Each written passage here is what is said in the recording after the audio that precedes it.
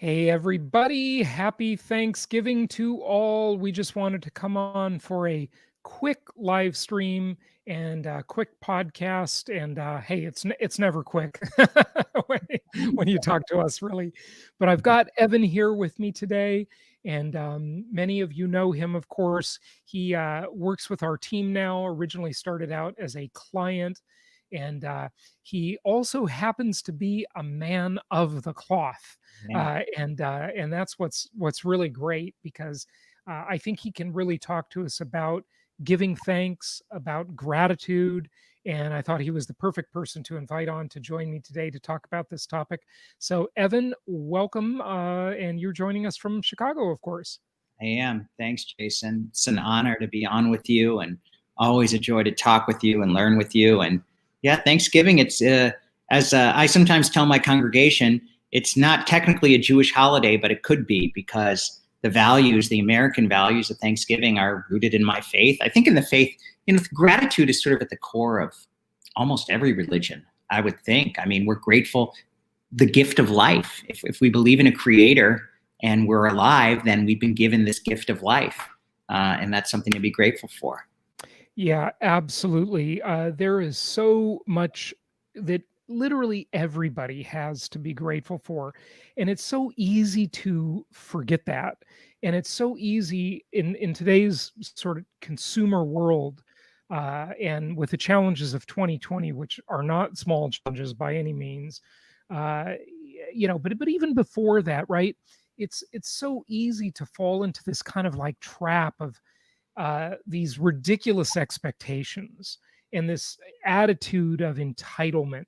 And in the political and cultural arenas today, we see so much of that, and it's really it's so destructive. And years ago, I discovered this idea that I had not understood previously, that in order to get more, if you want to achieve more in life, if you want to have more success, better return on your investments. For example, we're in the financial business, real estate investing business, and you know, if you want more, you've got to start where you are and be grateful for what you have.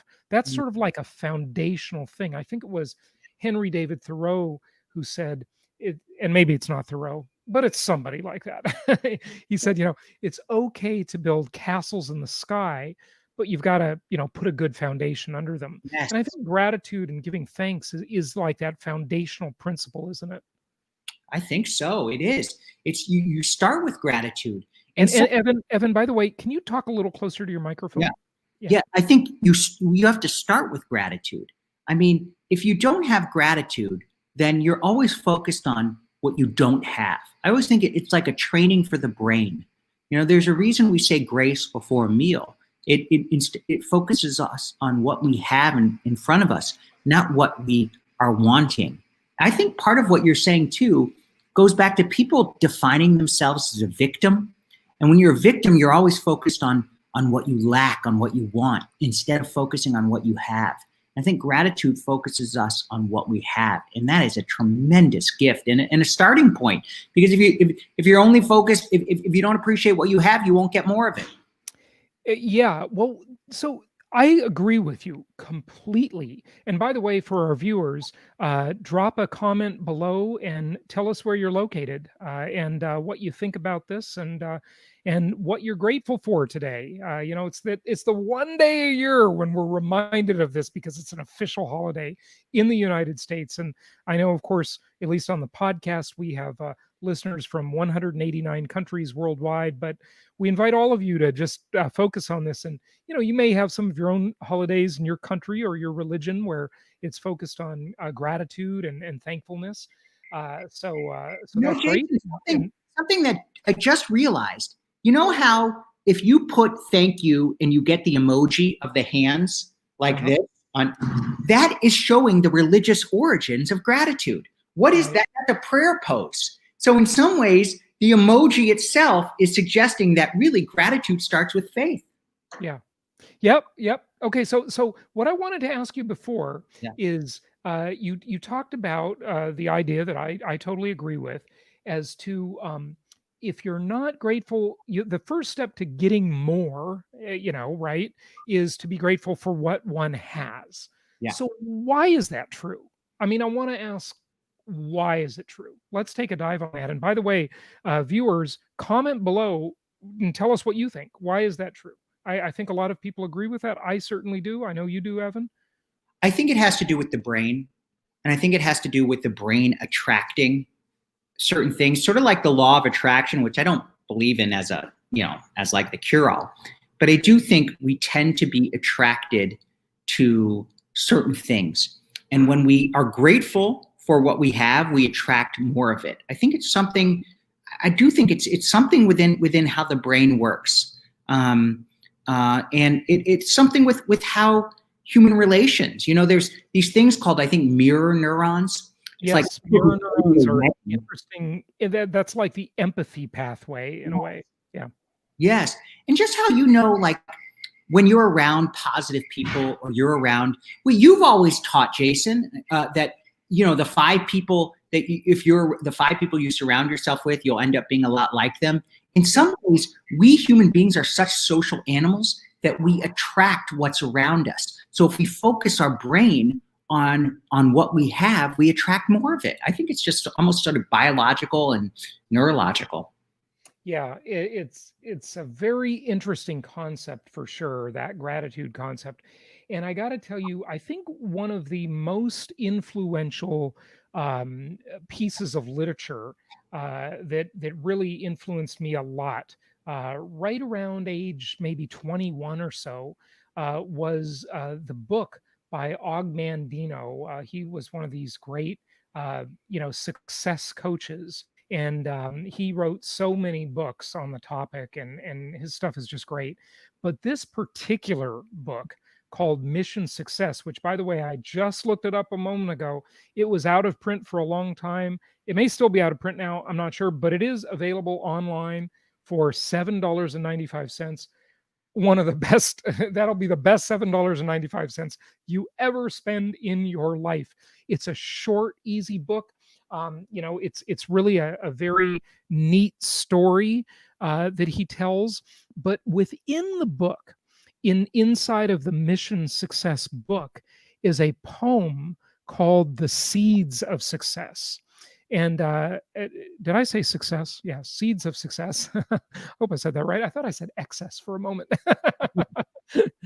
And I remember I used to drive around in my Volkswagen Jetta, and then the car after that, which was my Mercedes 300E that I got when I was like 22 years old, which back then was kind of a big deal, but nowadays that's no big deal. Everyone gets one for their 16th birthday. You would have a little bit of success between the Volkswagen and the Mercedes. Yeah, well, that's how over entitled our culture has become, maybe, right?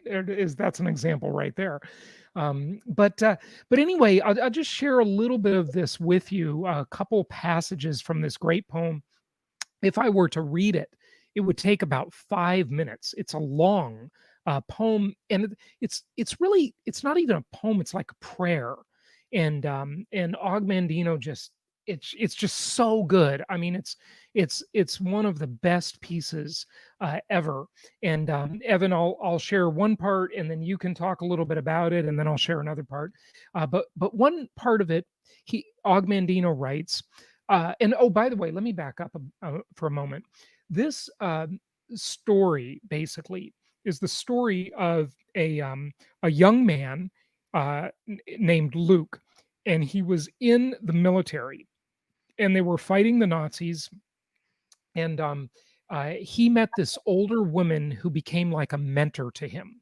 Her name was Winnie Marlowe, and so she lived in London, and it sort of goes through this whole thing of how she kind of like mentors this young kid for success, and then he goes out into the world after he's finished with his military career and achieves this incredible amount of success in the business world. And in the book, he stops to say there have been only 2 days in the last, I think, 40 years when he did not start the day without reading the seeds of success. And the seeds of success was a little book, a little gift given to him by Winnie. And he read it every day except for 2 days when he was recovering from surgery for 40 years, and it just influenced and impacted his life. And it's just such a beautiful story. It really is a fantastic story. Here's one of the passages. He says, I will treasure this day, for it is all I have. I know that its rushing hours cannot be accumulated or stored like precious grain for future use. I will live as all good actors do when they are on stage, only in the moment. I cannot perform at my best today by regretting my previous act's mistakes Mm. or worrying about the scene to come. I will embrace today's difficult task, take off my coat, and make dust in the world.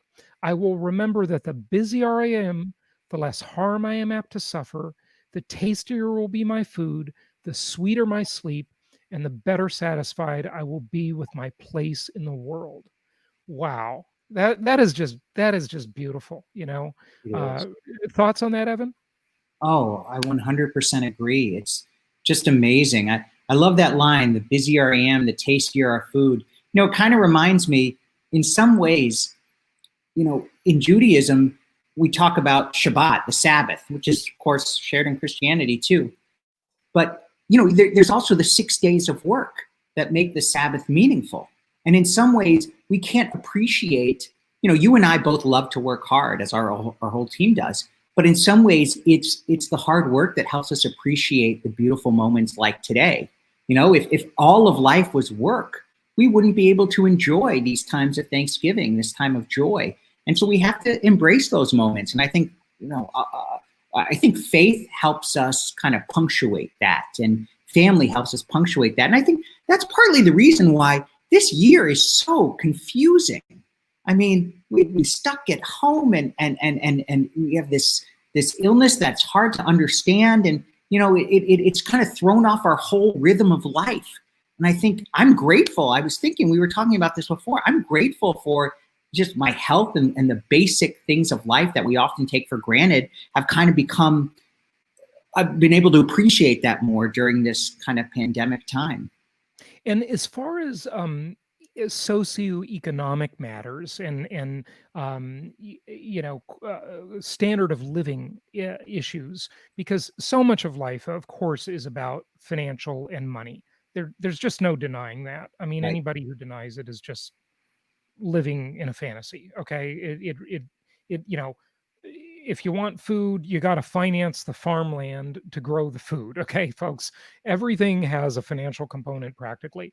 And realize that if you are listening to us now, if you're consuming this kind of content, you're probably richer than 50% to maybe 75% of the entire human race, or richer than.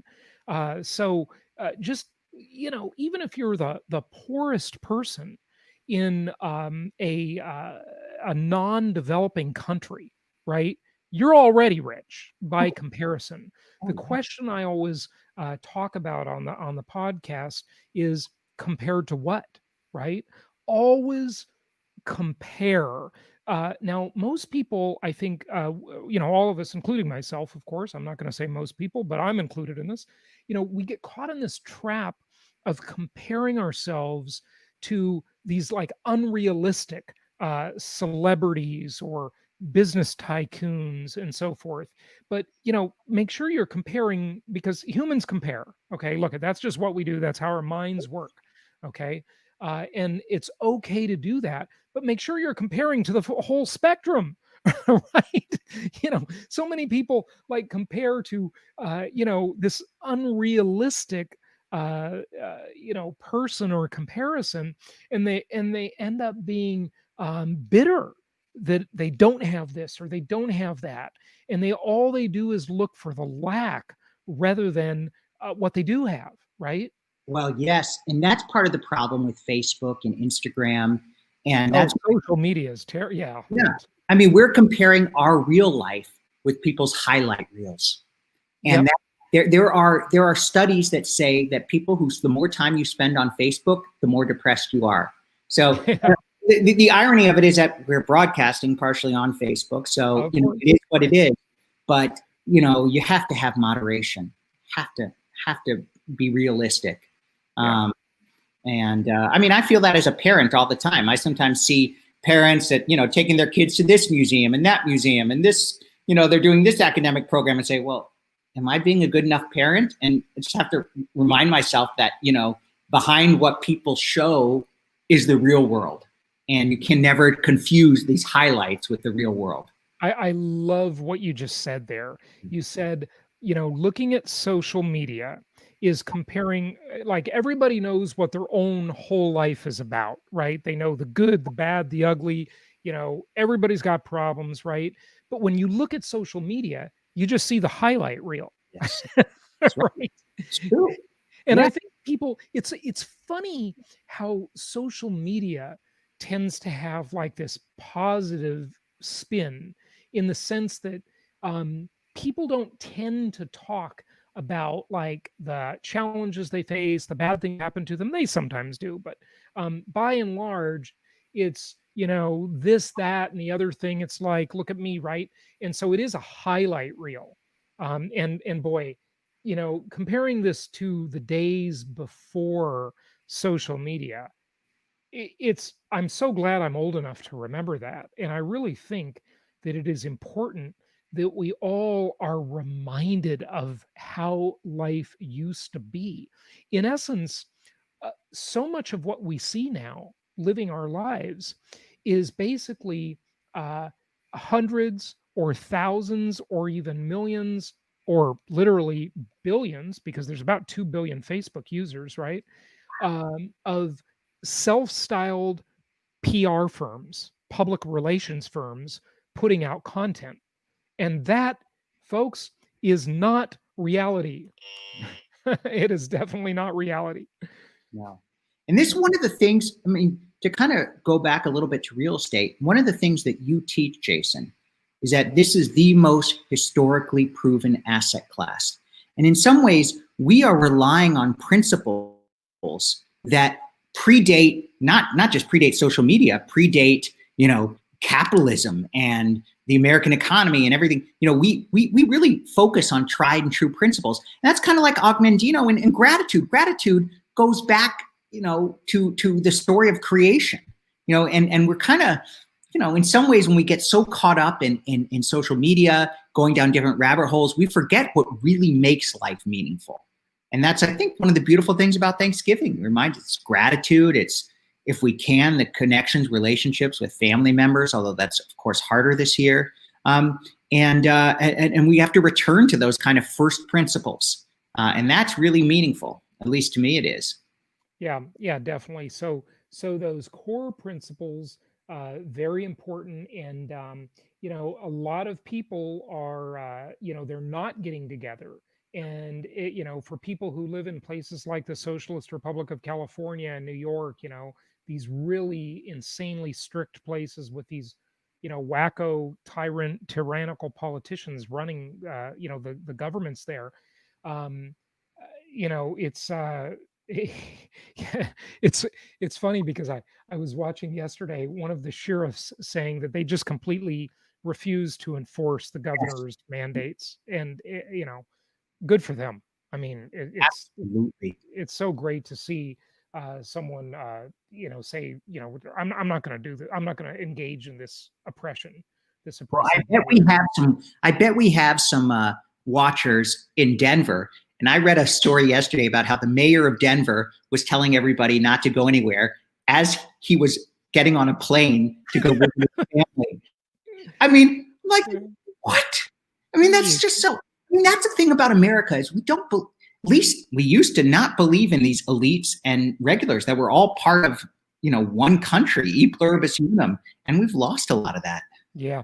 No, we have, and now we gotta put this in check and say compared to what, and check and see if we're grateful or not, because it's amazing that you can even Well, I mean, maybe not for long, but you can have a conversation like this. You can broadcast this. You can criticize the government, and almost probably everybody listening to or viewing this will later be on the podcast. You know, you can go on social media, you can put up a website, and you can say, screw our evil president or prime minister, F them, and Yeah. you know what? You're not going to get arrested. Okay. And you're not going to be sent to a re-education camp. you know, I mean, that's an amazing thing. I mean, in the One, long history of humanity, that concept has only existed for about 240 years, folks. Before that, you did something like that, you would be in the gulag, you would be in a hole somewhere, at least yeah. for a time. So that, compared to what, right? Compared to what?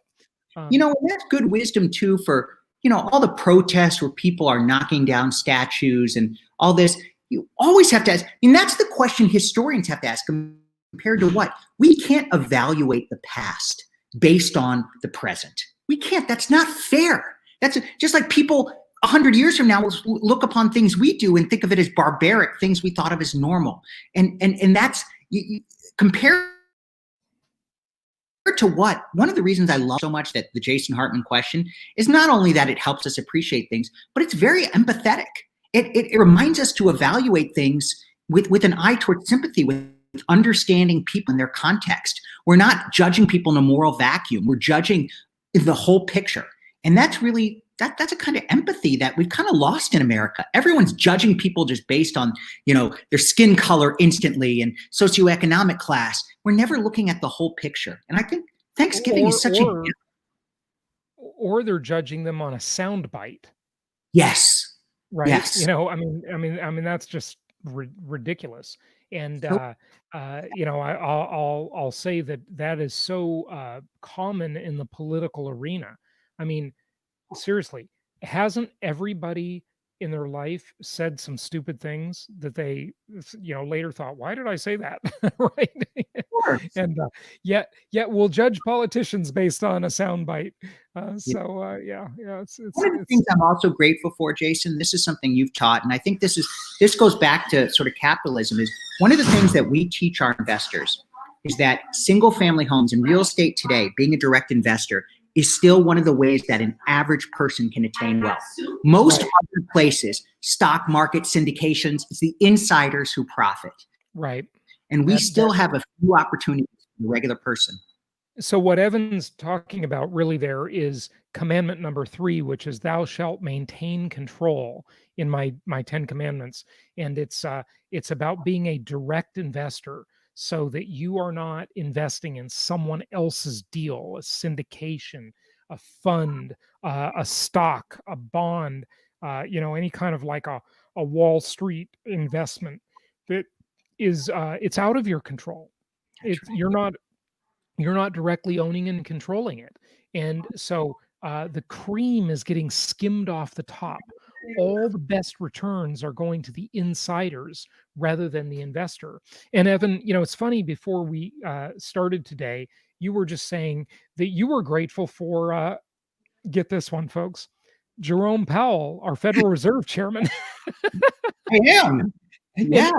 And by the way, before you dive into that one, I just wanted to say, in the short term, from an instant gratification mindset, I'm grateful to our rich Uncle Jerome Powell too for, leaving the punch bowl out right at the party, but overall, what he's doing is very dangerous, and we continue to talk about that on the podcast, which means a lot of inflationary pressures are building up in the system, which will not be good news long term for most people. They will be very good news for real estate investors who are following our plan. Go ahead, Evan.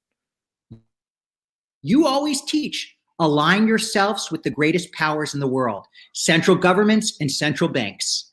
And that's what we do, and so, yeah, I'm grateful the Federal Reserve keeps printing money. It means that interest rates stay low, real estate value, asset prices keep rising, and what did John Maynard Keynes say? In the long run, we're all dead.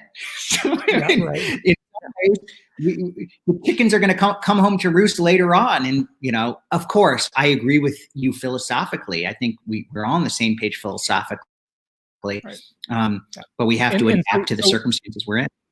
To explain Evan's reference there, John Maynard Keynes was a super famous economist, and Keynesian economics is the concept of priming the pump.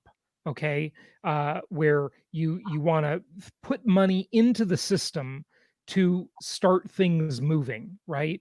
And that would be diametrically opposed to F.A. Hayek, and who wrote The Road to Serfdom, and the Austrian school of economics that would say let the market take care of it. And the Keynesian concept creates inflation, which ultimately, although it saves us in the short term, which is what we always gravitate toward, is the short term reward. That's just sadly the way the world works on instant gratification. And but it causes more problems in the long term. It makes things worse in the long term because that inflation impoverishes the lower socioeconomic classes. But the upper middle and the wealthy class tend to get very enriched by it, and that's what we teach investors how to do. We help them benefit from that inflation, and I say, like Evan mentioned, that you want to align your interests with the two most powerful forces in all of human history: governments and central banks. As much as we might philosophically disagree with what they're doing, and I do, and Evan does, and most good Austrian school of economics thinkers do disagree with it, but we're not going to change it. Okay, it is the way it's going. Okay, we're all Keynesians now. We have corporate socialism, and that's the way it is. And Yeah. so what we want to do is we want to position our assets, our investments, to benefit from these policies. So we're kind of half joking when we say we're grateful for Jerome Powell, okay, and the Federal Reserve. I got to go in a minute because my Yeah. computer's running out of batteries. But I just want to say this, and I'm not saying this just because I work for you, but I'm really grateful to you. I mean, a daily podcast where you're teaching these ideas that could stay in the academy.